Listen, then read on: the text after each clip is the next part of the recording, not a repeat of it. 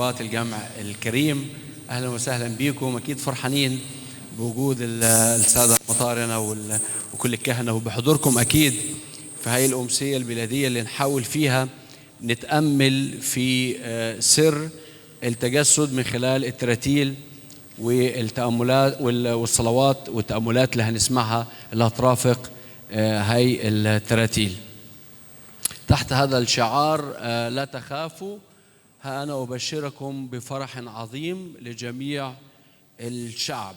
وكأنه هي رسالة لينا اليوم وإحنا بنعيش يمكن كتير من الأحداث، التوترات، الأمراض، الفيروسات الموجودة حوالينا، عندنا إشكاليات كتير بتخوفنا، محتاجين حد يطمنا شوي. يمكن حدث الميلاد وإن كان هو حدث متجدد، إلا أنه لما بنقرب تاريخيا منه بنبدأ شوية ندخل في أجواء الفرح. أتمنى لكم أمسية سعيدة ممتعة نتأمل بيها في حدث ميلاد ربنا يسوع المسيح. هذه الأمسية هيقدمها 3 جوقات من كنيستنا، وأكيد في ختام الأمسية ممكن نقدمهم بشكل أفضل. جوق الابتدائية اللي سميناه جوق عمانوئيل، لأنه أول مشاركة فعلية ليهم هي بعيد الميلاد، فسميناه جوق عمانوئيل، وإحنا أسسناه قبل 3 شهور تقريبا 3 شهور. عندنا جوق أم الرحمة اللي هو جوق الثانوية والمتوسطة، هم مبدعين وبيشاركونا بالفعل بخدمة القداديس خلال الأعياد وخلال الأحاد. وعندنا جوق الكبار والشباب اللي هو جوق مار جورجيس، وده اللي احنا كنا متعودين دايما نسمع التراتيل بتاعته كل الأمسيات جوق مار جورجيس. هاي المرة حبينا نعمل شيء مختلف، ان نخلي كله الكبار مع الصغار، كل واحد يرتل مجموعة تراتيل، بس الكل كمان يشترك مع بعض في ترتيلتين، ونشوفوا قد ايه أطفالنا مبدعين. هترككم مع الصلوات ومع التراتيل، ونحاول نتأمل كتير في هذه التراتيل اللي هنسمعها من أطفالنا. أتمنى لكم أمسية سعيدة.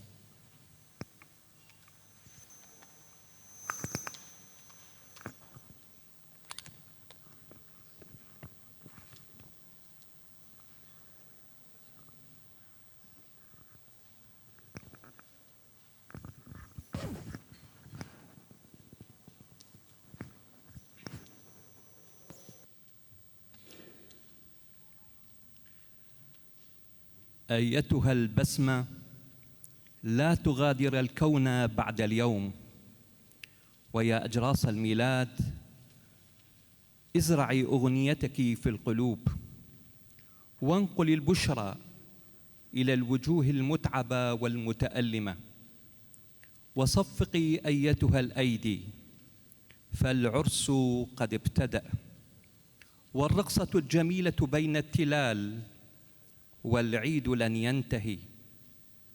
اهتفوا لله بصوت الترنيم، رتلوا لله، رتلوا رتلوا لملكنا، رتلوا. الله ملك الأرض كلها، رتلوا له بالنشيد. لنستمع هذه الترتيلة التي سينشدها جوقة عمانوئيل وهي تزف البشرى.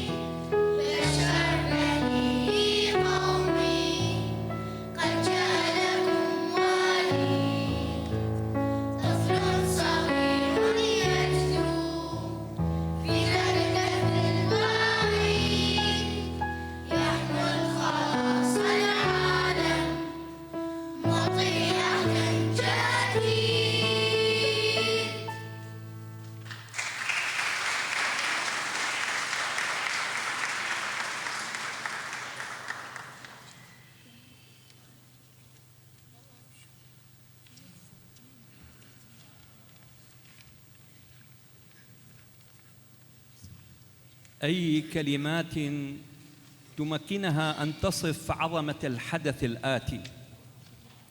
الإله المالئ الكل يأتي إلى عالمنا، فافرحي يا أرضنا باللقاء، هو ذا خلاصك أقبل.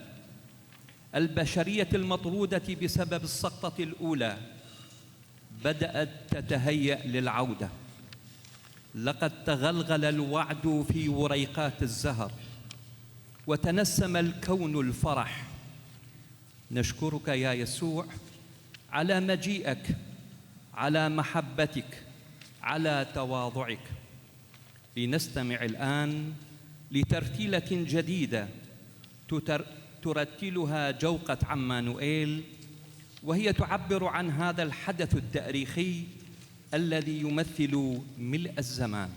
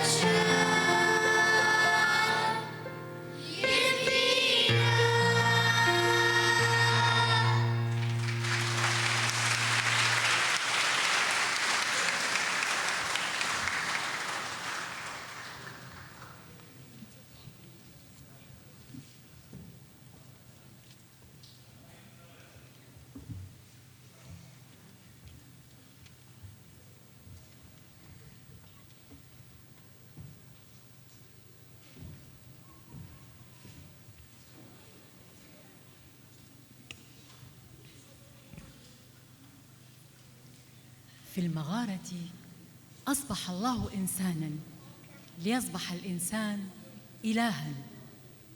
أرسلت السماء خالقها واستقبلت الأرض من يقدسها. في المغارة أصبحت العذراء أماً للإله الكلمة، أماً لملك السلام.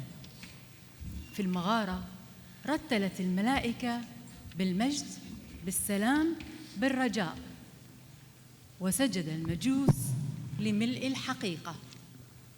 في المغارة وجد الرعاة سيد العجائب الراعي الصالح. في المغارة تجلى حب الله وبدأ طريق الخلاص. سيحملنا الآن جوق الرحمة لنرى من خلال أصواتهم الشجية معا مغارة الميلاد.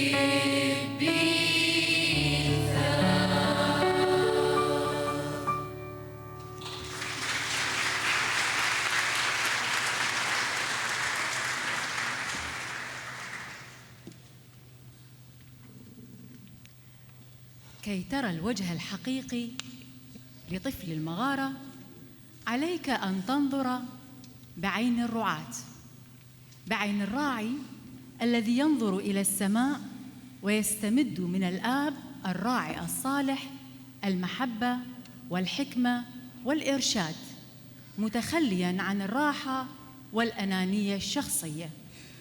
فهو يقول: طوبى لأنقياء القلب لأنهم يعاينون الله.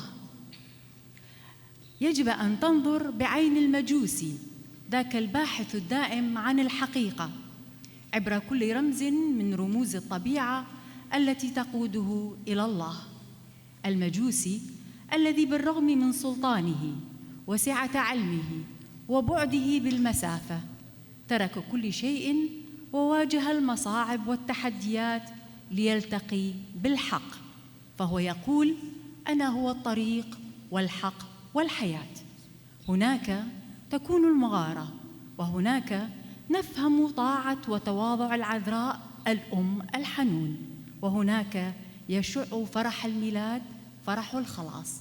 فلنهتف هللويا مع جوق أم الرحمة.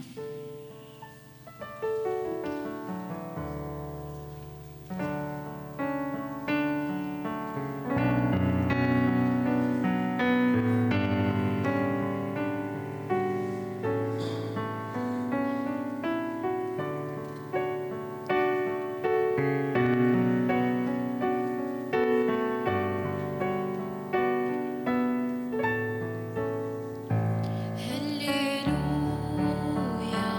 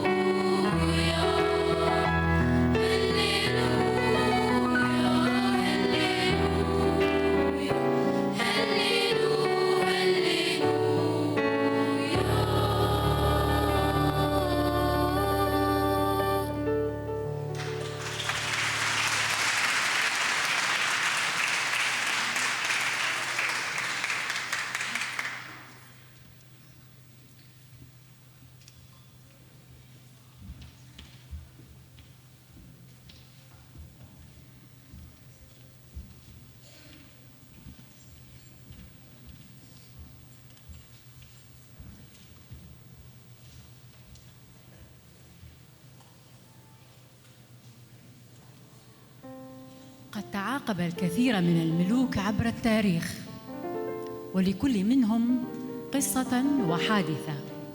البعض كان أمين، والبعض الآخر كان مستبد، وانتهى جميعهم بالموت.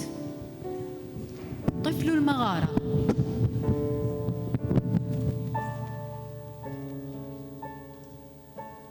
طفل المغارة هو الملك الوحيد الذي أحدث تغييراً جذرياً ومميزاً في مسيرة الحياة، فقد أصغى هذا الملك إلى روح الإنسان المتألمة وقاده في طريق الخلاص، وبدمه مسح خطيئته. نظر في عين شعبه فأحبه وبذل ذاته لأجله على الصليب. يقول الكتاب: ولن تنكسر عظمة من عظامه، بل أقيم ظافراً منتصراً على شوكة الموت، ومقيم معه الأموات. فهل رأيتم أعظم من هذا الملك الحي للأبد، الذي بسلطان حبه لشعبه استحق أن يكون ملك الملوك ورب الأرباب؟ قال القديس أغسطينوس: من رتل فقد صلى مرتين، فلنصلي مرات ومرات للطفل يسوع وأمه العذراء مع جوق مار جورجيس.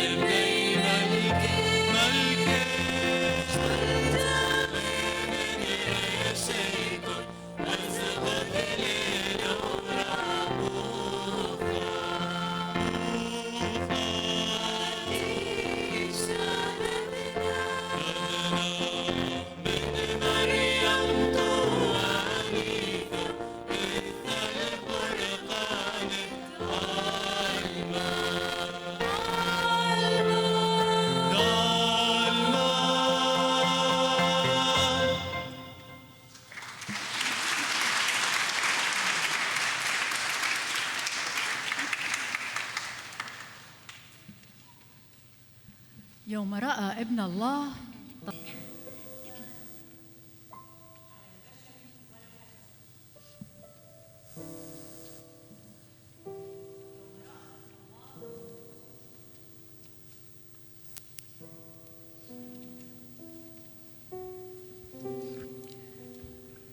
يوم رأى ابن الله تسلط الإنسان على البشر والحجر، واطئا بجهله قيمة الإنسان، مشوها وجه الله في أعماله، تألم كثيرا لما حل بمن أمنه على ما صنعه، فقرر لفرط حبه لمن خلقهم أن يرسل ابنه إلينا متجسدا كي يخبرنا إن الحرية هي فعل عطاء مجاني بالكامل. لذلك انتقى شخصاً يشبهه بالاختيار الحر والتصميم، يلتقي معه على إتمام مشروع الخلاص بحرية أبناء الله. فكانت مريم ذاك الشخص المختار. افرحي يا رمز طهر للبنات، افرحي يا من بها نلنا الحياة، كامل الأجيال تجدو بالثناء منذ أن سرت على درب الفداء. أنت يا مطوبة بين النساء، يا سماء حملت رب السماء، أنت أم الله نور من سناه، وبك قد حقق العدل رجاه. كوني يا أماً لنا طوق النجاة، كوني ميناء لمن ضل وتاه. جوق مارغورغيس ترتل تطلع الآب من السماء، فلنتطلع نحن أيضاً إليه.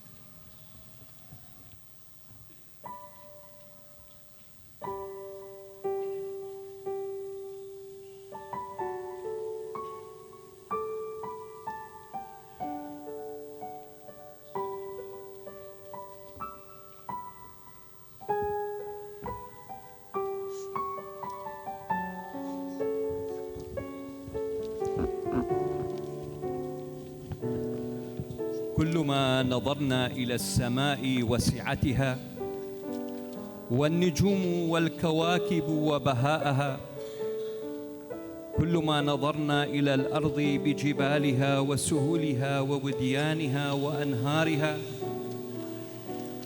وكلما نظرنا إلى مخلوقاتك التي تسود الأرض والبحار، لا يسعنا إلا أن نرفع التسبيح لاسمك والتمجيد لمقامك والتعظيم لسيادتك.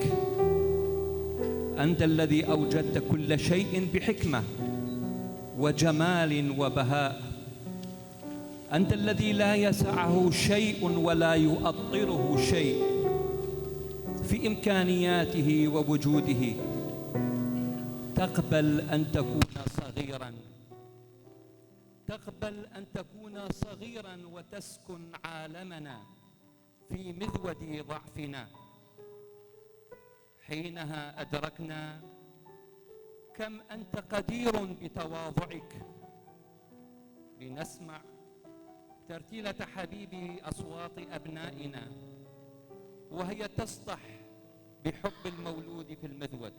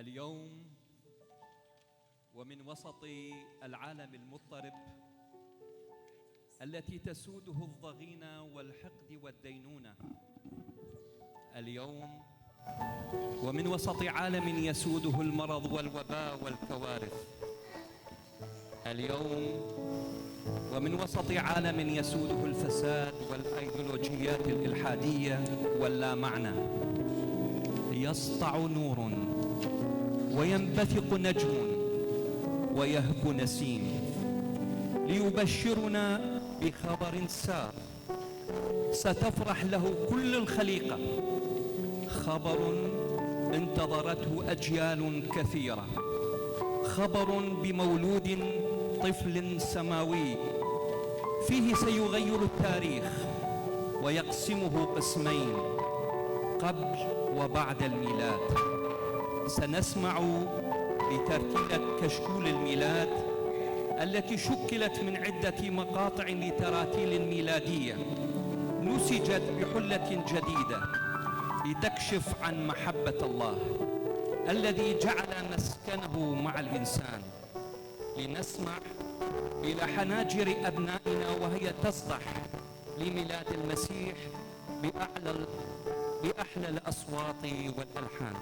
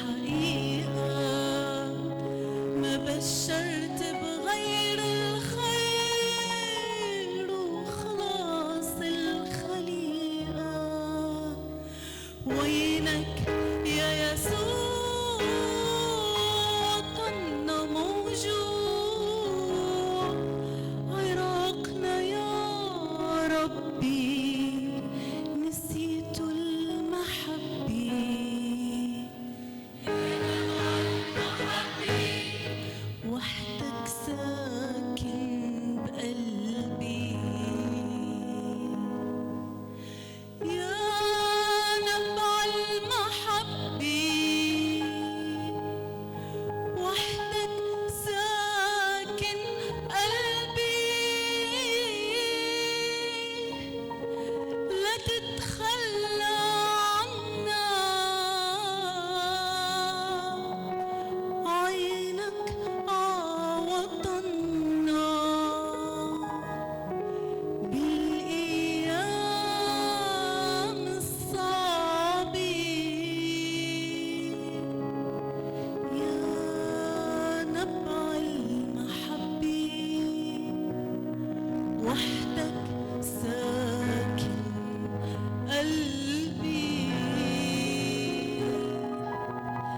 لا تتخلى عنا،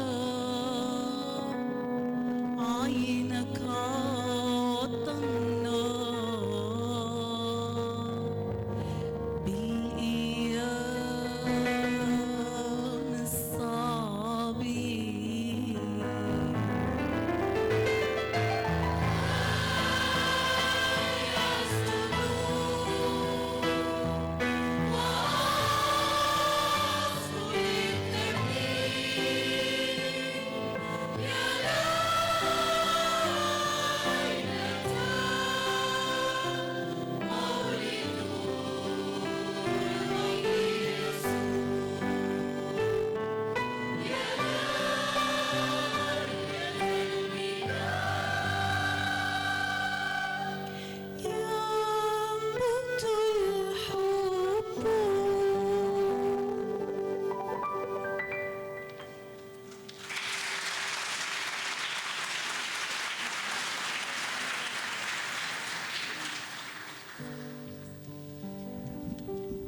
قبل ما نختم أكيد نشكر حضوركم وتشجيعكم وهدوءكم.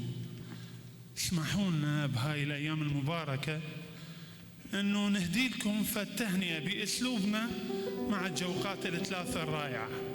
اسمعوا.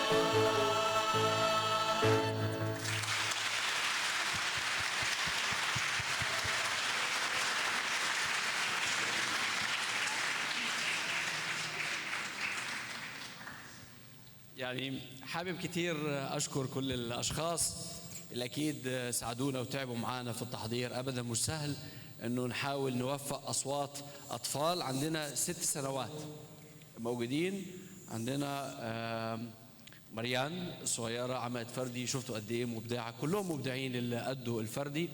أنا دعوتي ليكم شجعوا دايما أبنائكم، إحنا كتير أكيد فخورين بيهم من الصغير لأكبر واحد فيهم، فخورين لتفاعلهم في الكنيسة، وندعمهم قد ما نقدر أن يكونوا أفضل وأفضل وأفضل. نطلب منكم أن أنتم كمان تشجعوا دايما أبنائكم، ادفعوهم، واعرف أنه أنت مهما كان عمرك ثق أنت عندك مكان بالكنيسة وليك دور. تعال خد دورك، يعني لا تكون بعيد، لا تتفرج من بعيد، عندك دور. الكنيسة دايما تدعيك أنك تيجي تاخد مكانك، هو ليك أنت، سواء أبنائك أو أحفادك إيش قد عمرك. هاي الأمسية مميزة ببعض الأمور، يعني إن شاء الله تكونوا خدتوا بالكم منها. إنه جوق عمانوئيل هو عنده العازفين بتوعه أطفال برضه، وجوق أم الرحمة نفس الكلام، ماهر ومريم ضياء. فإحنا سيدنا عندنا جوق هو يقدر وبقى هيخدمه معنا العيد، هو يقدر يقوم بأمسية وحده حتى بالعزف بتاعه. فخلوني أسمع تحية كبيرة جدا لجوخ عمانوئيل والمسؤول عليه الشماس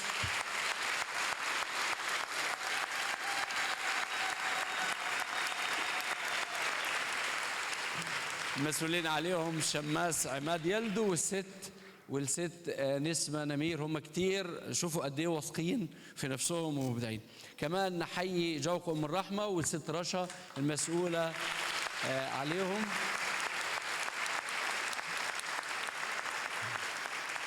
طبعا من اليوم جوكم أرجورجيس كنا متعودين بس هم نسمعهم، يبدو شوية شوية البساط يبدأ يتسحب من تحت رجليهم، بس مبدعين. نحييهم ونحيي شماس حودي.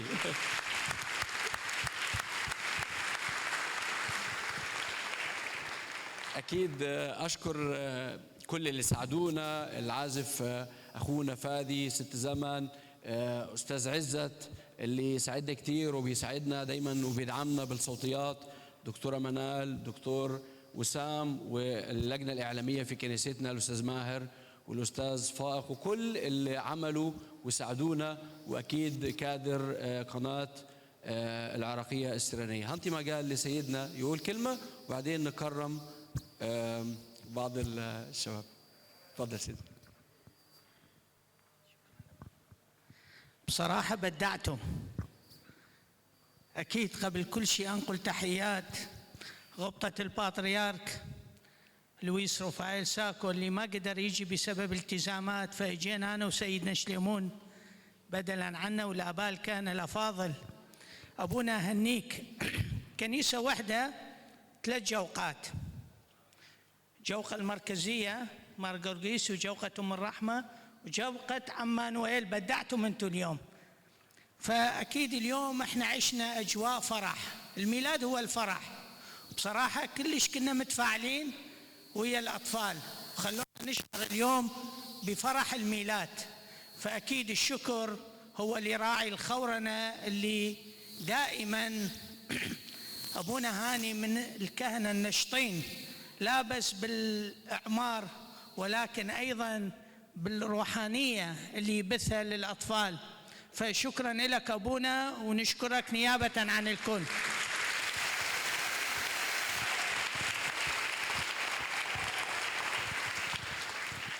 أكيد الشكر موصول إلى كل الأعضاء الجوقة واللي اشتغلوا وياهم وهيئوهم. طبعا احنا نفتخر دائما كنائسنا تكون هاك الجوقات.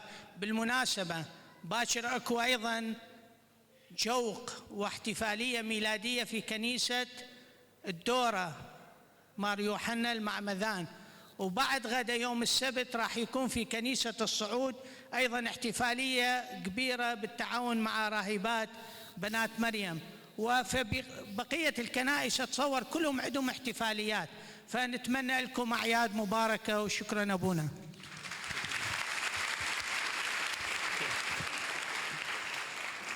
بالنهاية أكيد نشكركم كلكم على حضوركم. الله يبارك حياتكم. ربنا يسوع يكون دايما حاضر في قلوبكم، يزرع فيها الفرح والرجاء والسلام. بس هنكرم خدامنا اللي ساعدونا في هاي الأمسية. وإذا تفضل سيدنا شليمون بلا زحمة.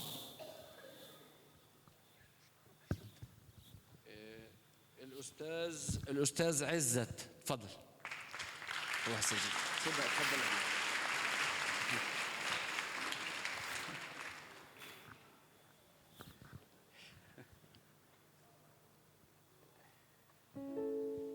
تفضل الدكتور. خليك سوي سيدنا ما يخالف. إذا أوكي سيدنا باسل. هو آباء الكهنة كمان. تفضل دكتورة منال. تفضل.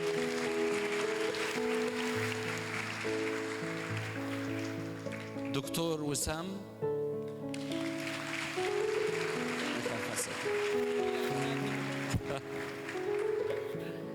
تفضل أبونا ريان. أبونا ريان شوية مكسوف. زمن بسام. اتوشك اليوم هناك.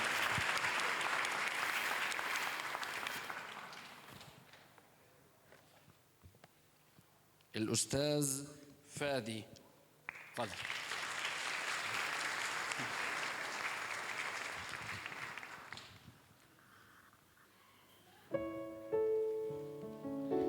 الشماس فائق. شماس فائق فين راح؟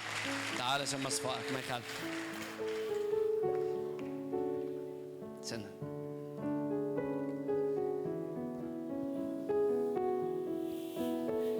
مبروك.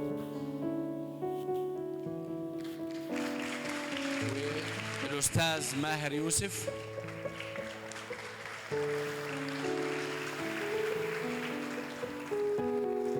شكرا أبونا غيان، شكرا جزيلا. تفضل أبونا فرانسيس. الست رشا سمير، مسؤولة جوق أم الرحمة.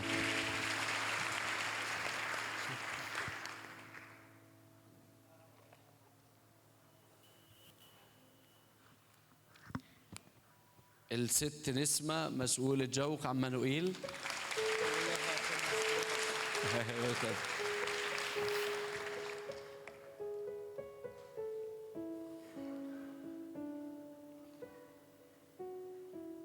شماس عماد يلدو، جوق عمانوئيل.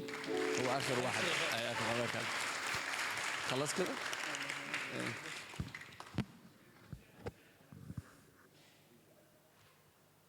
وشماس عدي. هو خلاص خلص. شماس عدي المايسترو ومسؤول جوك مارغورغيس. شكرا جزيلا لتعبكم، الله دايما يفرح قلوبكم. كتير فرحانين بيكم عمانوئيل، فرحانين بيكم ام الرحمه، جوك مارغورغيس، مبدعين النهارده، كنتوا مبدعين. وخلي قبل ما نطلع هناخد صوره مع سيدنا شليمون وسيدنا باسل والدكتوره والدكتور. اتفضل ابونا والاباء كان. اتفضلوا. ممكن سيدنا تطلعوا.